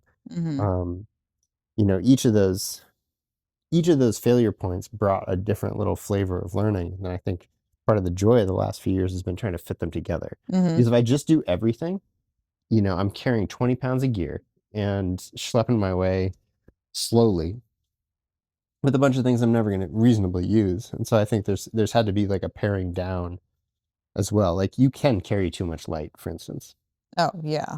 It can there is a moment at which your light overwhelms the action you're performing. And I think I've had to play around with where that is, because it changes throughout the day. Maybe one waist light is enough to start, and then you need a second one. But that's why I like the multi-waist light, is it gives me some flexibility.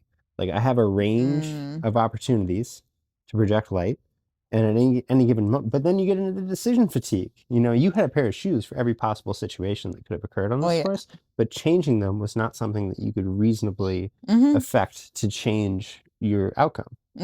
I will say I did a lot of planning, like going into this trip as well too, with like how I set myself up, like bringing my stuff into the Airbnb, what I left in my car, like leaving my bag of stuff to bring with me. Like that went really well as well too, where like I didn't have any decisions to make. I had like designated bags that I pre-planned, where I was like, this goes into the Airbnb with me, this comes out. This goes to the trail race with me, this comes out. And so I didn't even have to think about, and I had pre-packed my vest. Like everything was already set out, and it was in its own specific, like smaller bag that I just brought with me into the Airbnb, got kitted up, went out to the course. Like I had everything like organized in that way. And that for me went really well, because like I had planned ahead of time, where that decision fatigue wasn't an option when it came to the things that I could control.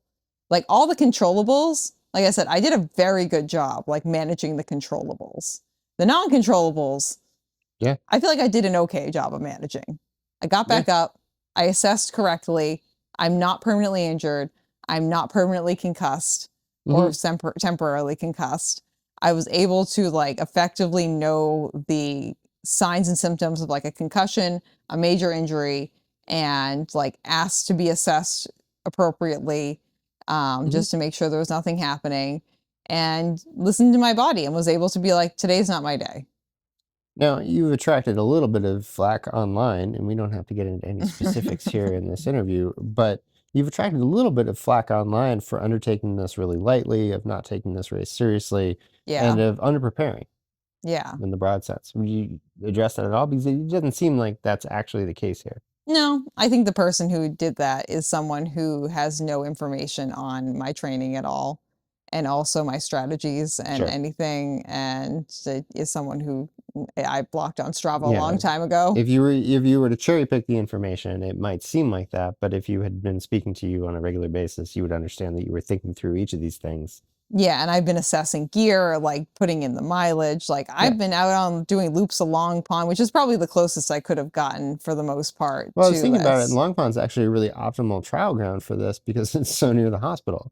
You know, in the worst Yeah, case that's true, scenario, you're too. about a mile from the emergency room on And Long I Pond. could stagger myself Like if there. you can get yourself to Long Pond, you can get yourself to the ER. So. Yeah. Yeah, and I mean, I did a little bit of like exploring on the Moraine Trail as well too, which is connected to that. Yep. And that's very similar to the course that I ran too. Which We knew almost immediately upon your setting foot on the trail for the first time last year that picking your feet up and getting over small to medium-sized rocks was going to be the challenge. Yeah, I mean, you can talk to my mom about this. I've always shuffled my feet. Yep. I've never been someone who's good about picking my knees up, which is one of the things that I want to improve upon. Like, and I've not been as good about doing But the before we stair-stepper. make a moral judgment or cast aspersions on your practice schedule, like think about yourself as a person with some hip issues and how not picking your legs up may actually have been protective. Yeah, I think it's something that's just part of my natural biomechanics. Yeah. And has been since I've been a kid, at least, where I'm working against what my body wants to do by picking my knees up. Right. This isn't you performing a sport badly. This is you fixing a sport into your life as a human being on this planet. Yeah, and I'm not someone who like lives their best mountain goat life either. I'm not someone who's like naturally like a hiker or like is someone who just is a rock traverser. Sure. In any capacity. This is not my natural calling in life, but I do enjoy it once once I've started doing it, and I do find joy in that. And the fact that I'm even able to get out there and do that, I feel like for me as internally, personally, is a win. And I will say, like the person who we're talking about who had a little bit of slack for me. We don't have to. Well, I'm just saying they're someone who in the past has been like, just suck it up, Julianna, but also why can't you do this with me? Like, why not try, like, just try harder and suck it up, but also you can't do this because you have all these things going on with you.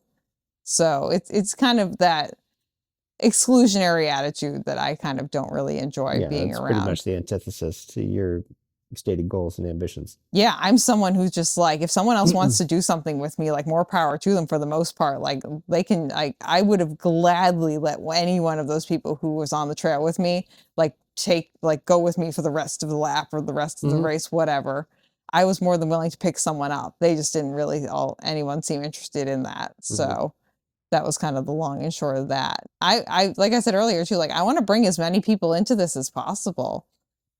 Right. Like it's maybe not a sport that needs so many people telling other people they shouldn't do it, and maybe just a sport that you should pick up at your own pace. It sounded like you approached this problem with a lot of grace and gave yourself every reason to finish, but when it didn't become possible, quickly realized and pulled yourself off the course. Like I guess there doesn't seem to be a lot of identifiable errors in judgment here. You know, you signed up for what is a pretty big goal, but you did it in a pretty reasonable way.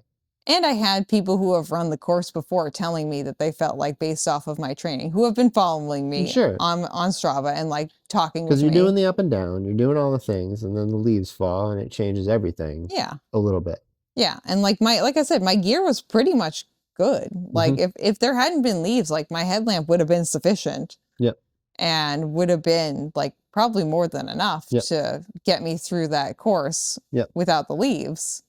So, and like I said, I've been talking to people who have run that, at least 2 people who have run that course specifically before, who follow me on Strava. I've been talking to, know my training, and we're like, Julianna, you're fine. You're going to be okay. You're ready. You got this. And again, then the leaves are kind of like the randomized factor that kind of flew in and just kind of messed up like the probability of me finishing, which is fine. But like, I didn't go into this delusional. I didn't go into this untrained. I didn't go into this like with reckless intentions. Yep. And I didn't come out of this with reckless intentions either. Right. I finished in a reasonable manner. I'm sitting here. I'm like in some format of pain, but largely I'm fine. Yep. I didn't break anything. No one had to drag me off the course to an ER. Yep. And I made the conscious, fully like with it decision that I was going to DNF. And then I had a nice, like casual walk through the woods. Is there a small part of you deep in your brain that wishes a little bit that you walked the next 2 laps? No. Not even a little bit? No, I knew I was done. Yeah. I knew halfway through lap 1 I was done. Yeah. I remember talking to somebody after the first half of the Digger Johnson 100, and like they're just yes, technically I could have slept on the sidelines for 3+ hours and gotten back on the course and made a stab at returning. Yeah.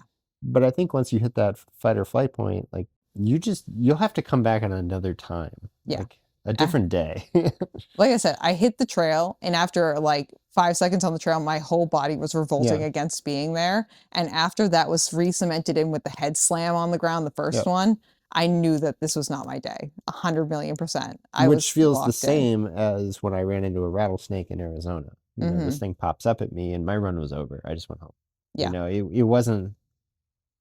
And I can think of another time with a mountain lion out in Western Mass. Like, once you have that reaction, you're not going running anymore. And I think it tells us a little bit about what it is when we go running, that type of human experience can just end the drive to be out in the woods at that moment. Yeah, because we both know that like you get to a certain point where like your body will carry you. But if your brain's not in the game, your race is already over. Yeah. Like, and I could tell from like literally the first mile that my brain was not in a spot that when things got really hard at the, like physically hard at the end, that I would be able to like mentally keep it together. Yep. No matter how much sugar and caffeine I had in my body, and like, I even like on the second lap, like I took like, I was just eating the rest of the ginger chews that I had left in my. You might as well have a snack. Yeah, I was having some nice little like snackies on the way. And I was like, you know what? Let's just have a little burst of sugar. Let's see if that changes our attitude. No, it didn't. Yeah. Didn't change my affect, didn't change my attitude. And I knew 100% that this was not my day. I will say the thing that kind of rounded out my DNF experience, which I will say, I am honestly proud of my DNF. And they will be putting that result on because they'll get to it. My result is not on the website. And I emailed them today and I said, I put a lot of effort into that DNF. You will put my DNF on the website. I'm proud of myself for DNFing, to be 100% honest. Like I have no shame in it. But I came off the course onto the field where the start and the finish was. There are 2 guys who are just being course directors, standing there having a cup of coffee and they're telling us what direction to head in to make sure we get to the finish line. And I come off the trail and they're both like, good job. And I'm like, thanks, not the day I wanted. And in unison back to me, they both go, we've been there before. And I was like, this is the ultra experience kind of wrapped. That was like them putting my DNF experience like in a nice little like wrapped package in a bow and really just was like, yep. Welcome to the tribe. Here I am. I've officially been indoctrinated. I have that DNF experience under my belt. I understand what it's like to go through something like this now, and it doesn't deter me from coming back again. And that's it. I like I said, I take a lot of pride in my DNF. They will be putting that result on the website, and I feel like I was prepared, and I feel like I gave it the best effort that I could. Anything you want to add? That's not it. Stay tuned, friends. I'm coming back for more. All right. So that's you heard it here first. You heard, tuned. on my media platform. In my living room. In Ben's living room with Finn, who's now taking a nap, as kind of predicted. Yep. He started taking a nap. Yeah, Mr. Finjamin. So I don't know. Do you have any thoughts that you want to share, Ben, about my experience? No, I did. No, you good. You shared all your thoughts and feelings that you had. Yeah, I think you're on your way now. Yeah. You know, I've experienced the kind winning side of the spectrum. Yep. With like pacers and just like kind of breezing through and having a nice time. Well, I think that's worse because then afterwards you're just imagining all the reasons why you won versus knowing the reasons why you didn't. And I would much rather know the reasons I didn't win than imagine some reasons why I might have. Yeah, that's true. Yeah. It is very definitive to me now why I did not like finish. Yep. It's the tripping on the leaves. Tripping on the leaves. It's the leaves. It's the combination of the finding my way on a trail that I don't know in the pitch black with the leaves. Mm-hmm. And that's kind of it, you know? But I did it. And I'm here. Yep. And I'm proud of myself. Yeah, the only real way to train for this is for you to wander around places you don't know at night. And make sure there's a huge amount of leaves. Yeah. That's the thing too, is like, what else could I have done to prepare for this? There really wasn't that much more that I could have done. Because I will say too, it was a lot of ups and downs on the trails, and my legs feel fine. Mm-hmm. I'm not feeling anything from the uphills or the downhills or anything like that. It's just the falling on the leaves. It's just the falling on the leaves. Because I know, when I've run Boston before, the first time I ran Boston, holy crap, did I feel that first downhill. Mm-hmm. But you're slamming your feet into the road on that point too. But I mean, still, I've had other races where there's been a lot of uphill and down here, and I've just felt it because my training hasn't been in that spot. But that's nothing. Yeah. That is what it is. Well, there's going to be a running of the anchor down course, I believe, called Left Nut 50. Oh, yeah. Which is you sign up casually by email for beer money. It's my understanding. Oh, okay. So you might be $25 away from running the anchor down course outside of the regular schedule. I could do that. I think it's coming up. It's only a 3-mile loop. December 8th, maybe. Oh, okay. I'll have to see what they're doing. Do you know what running club that is? I think it's just a guy. Oh, okay. I'll have to talk to my friend Maurice. Has run it 5 years of running. We're gonna have a Zoom call at some point, and he's gonna give me the lowdown. Brendan of Ultraspire Wastelight fame has Brendan of Ultraspire, former winner. He won not this year, but last year. Wow! And he was actually in the top 10 at Watapa. Oh, was he? He was who you'd beaten. Who you would have. Oh beaten yeah, you mentioned that. If you had picked up the pace there at the final lap. No, but we were going a good pace. We didn't need to pick up the pace. But critically, you didn't pick up the pace because you didn't want to eat shit and die on a rock. And guess what? I didn't eat shit and die on a rock in that race. But immediately starting your next race, what problem did you have? I ate shit on a rock. Yep. 5 times. I think I don't know. That's really beautiful to me that you put off that experience, which for when I can have it for myself. But what would have happened if you'd picked up the pace in that first race? Mm-hmm. You still probably would have won, right? We had a pretty solid lead on that other woman behind me. Why not just get it out of the way? Knowing that eventually you're going to eat shit on a rock. But do you think? I think I learned more by eating shit by myself in the woods in the dark than I did if I was with you running. I think it was a harsher lesson, sure, but I wonder actually if you would have learned your lesson more permanently if you'd nearly endangered a win. I think I still would have ate shit on this course. That's a little bit my point, is I think it was coming at some point, inevitably. Yeah, especially on this course. I think everyone ate shit at least once. There's no way that, and maybe the people who started the 2 shorter distance races when the light was already up and the course had already been semi-cleared of leaves. Sure. Maybe they didn't. But anyone else who started with me, we all ate shit at least once. Yeah. There's no way around it. Always be falling. We always be falling. Like the leaves, we'd be falling on the ground, We just make a lot more noise when we fall on the ground as opposed to the leaves. Potentially, yeah. For the most part. But yeah, that's what I learned from my 50-miler attempt. My attempt in my DNF. Yeah. That's a wrap. That's a wrap. Okay. Goodbye, friends. Thank you for listening to this episode of RUNNAH. This podcast is edited, hosted, and produced by me, Julianna Coughlin. Brought to you in part by the Falmouth Running Club and the Falmouth Community TV station. If you'd like to connect with us, you can find us on Instagram and on TikTok at runnahpod. And you can send us an email at runnahpod@gmail.com. And our original theme music was brought to you by the one and the only wonderful Jeffrey Hutton. And keep up the great work. I'm proud of you. Okay, now that we are experienced camera people, we are all set. We have our special guest Finjamin today. Yeah, Finn's hanging out. I don't know how long he's gonna last. Hopefully, he's a little bit tired. He's an accomplished runner. Finn is an accomplished runner in the half marathon or less. Today he ran a 7.7 mile negative split. Wow. Workout with rolling hills. Wow. Well, it was negative split because we started very slowly. Do we start with a lot of start and stops? Maybe some poops and pees happening? Mostly starts and stops. No comment on the rest of it. But, yeah, it was not a quick journey for the first half. Non-disclosure agreements have been signed. But, okay. You're facing a media ban. We already have like 2 strikes kind of already. Yep. We're doing the biting and we're doing the barking, you know? Yep, we can't be doing that in the media. You can give me your butt, but that's fine. That's okay. You want to sit? Yeah, I was thinking about running the 50 miler. The folks are going to see the first 5 minutes. And then there's a dog's going. All right, so I think we should start over. Well, I'll edit in you like hauling him out a little bit so people can see that he got removed. Yeah. I think it's funny. People like that.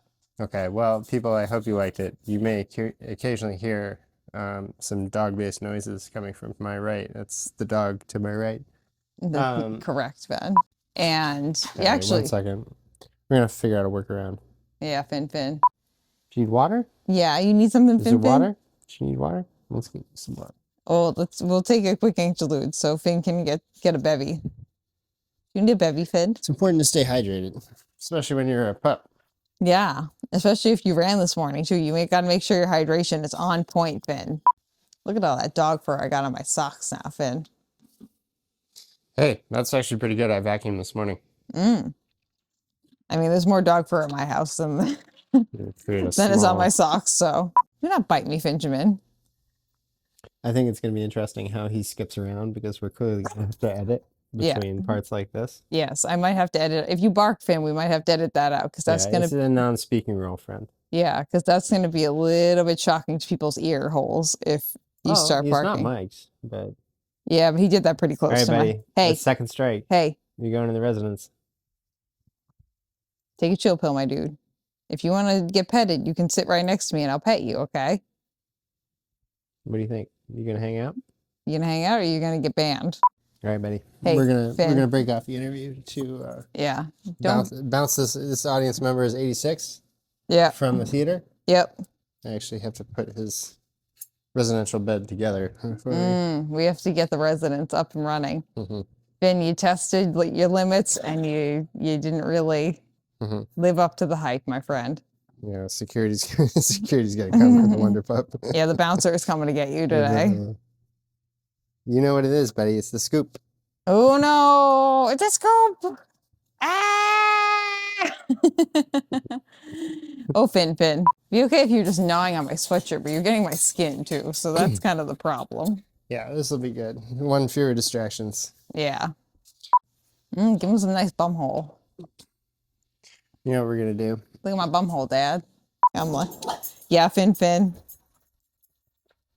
Oh yeah, there's a truck going by, isn't there? Thank you for keeping guard. We really needed that. He's got it handled. Yeah, go through, Nicole. Oh, it's Coach Nicole. Coach Nicole is going off to practice. Have I ever mentioned how big a role mental performance coaching plays in my athletic life? Yeah, mine too. There she is. The #1 mental performance coach, not only in Falmouth, not only probably on in the the Cape, world, but in the world.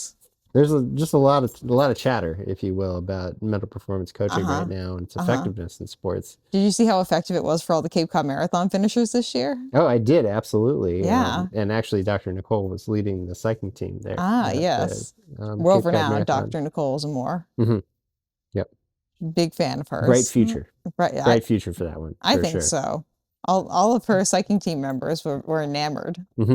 I'm amazed that she looks so good doing it. Yeah, stunning. Like a lot of people would really struggle in that role, but never Coach Nicole. Yeah, I don't. Your white one's on the bed there. Stopgap, maybe. It's in the car. It's usually in the car. Did you wash it? No. So it's probably in the car. If we see you again shortly, Well, no, it's It not wasn't in the car. Oh, Hello, look what it is. friend. A biscuit. Hello. But if you are, we'll see you soon. Yeah, is mom going somewhere, Finn? Is she going to practice? That's Coach Nicole. We'll have to help another young athlete succeed. Yeah. For mental performance coaching, the new frontier. Yep. We love performance coaching. Mental performance coaching. Have we mentioned mental performance coaching? You too can be coached by Nicole. It's a nice time. I will say, like, I feel like having her around is like definitely a positive. Yeah, like, we're joking, but a mental performance coach did walk no, through the room just now. Yeah, it is definitely like, it is nice for me to have other people in my life who I know like are just positive influences and just are like, no, you can do that, Julianna. When she backs up and drives away, Finn's going to go ballistic, and you'll see how much he misses mental performance coaching. Oh, do you miss getting mentally performance coached? Oh no. He's going to perform mentally in a second. We're going to get a mental performance. Yep. Oh. Oh, Finn. She'll be back, bud. Mom left you for oh, I know. I'm so sorry. Oh, buddy. Do you want this biscuit, bud? Finn's like, I don't know about that. I don't know, Dad. I have no idea how long that was. Oh, was that like 2 hours? Probably. Ugh. That's usually what it ends up being, bad movie. I made sure my phone had the full battery because I know last time we recorded, like I finished it and the battery was like